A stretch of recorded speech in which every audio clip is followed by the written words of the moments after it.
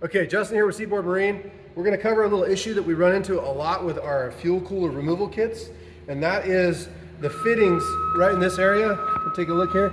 So I want to show you first off that the Cummins OEM setup is very tight, right? So this is the fuel supply to the lift pump. Yep.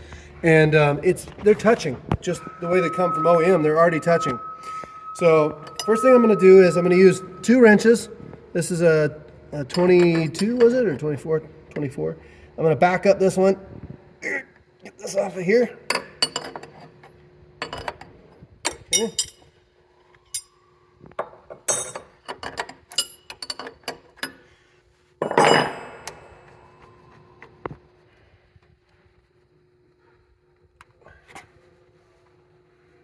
This bracket's in the way.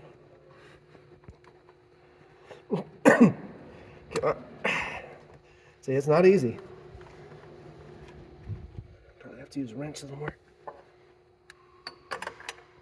Fight me. Definitely going to be easier before you put the hose in for the aftercooler.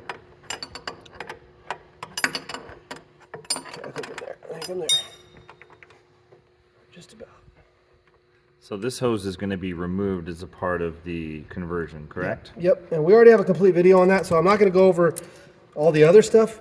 In the video, we get rid of the combo block and we do all the plumbing. We're just talking about this because this keeps popping up. Okay. What we're talking about is the clearance between the fitting that has to be attached to the lift pump against the fuel supply hose that runs from the on-engine fuel filter to the injection pump. And you can see there's a banjo fitting right here. Now, right off the bat, you're going to see it looks like it's not going to fit. And some people say, oh, well, I need the 90, because in the old days, we used to ship a 90 for this instead of the 45. But actually, after a lot of testing and trial and error, we found that the 45 fitting it actually clears better in this zone than the 90 fitting does. I don't have one here, but you're just going to have to take our word for it. We spent a lot of time on that. So what we have to do is we have to move this hose a little bit. So I'm going to crack this. I'm going to crack this banjo carefully. Okay, and then I'm going to swivel it clear of this little nub right here. And then we got to push it back.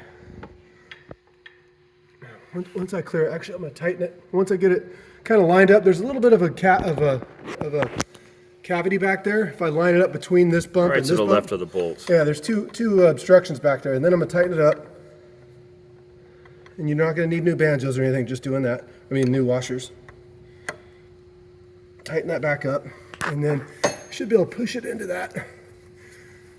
Now you got to be careful because even though that banjo in this area right here is going to flex and allow you to push that hose back, if you put too much force, you can crack this metal tube here, and then you got to replace that banjo, which is not fun. So we want to get just enough to clear, no more than we need to. There we go, that should do it. And I'm just going to put the one fitting on first.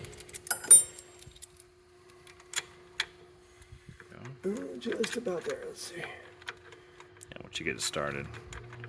Yeah, A lot of people have concerns about having these two components touch each other, but as you saw before, They were already touching. they were already touching, so obviously Cummins is not worried about these things sitting there touching each other.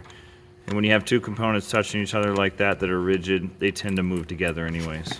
So you can see I'm getting it on there. And I don't know how far we need to go on this because we already have the rest of the fuel cooler video, but basically. Yeah, once we get it on, it just proves the concept and what needs to be done to get the proper clearances. Yeah, so I'm almost there. It's a little fidgety, but it'll go.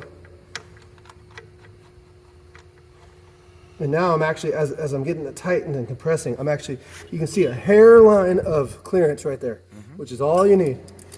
And that means I know this fitting's sitting on there flat. They're not interfering with each other. And I'm going to make sure that before I tighten this down. I'll go ahead and tighten this down. And if I have a wrench, I can back this up. I don't have any tools with me. Just so. That's Okay. good, just thread it on. Then you put this on there. Same thing. You can kind of flex this out of the way just a little bit while you tighten this.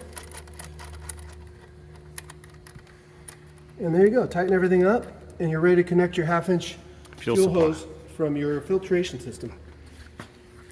Thank you for watching Seaboard Marine.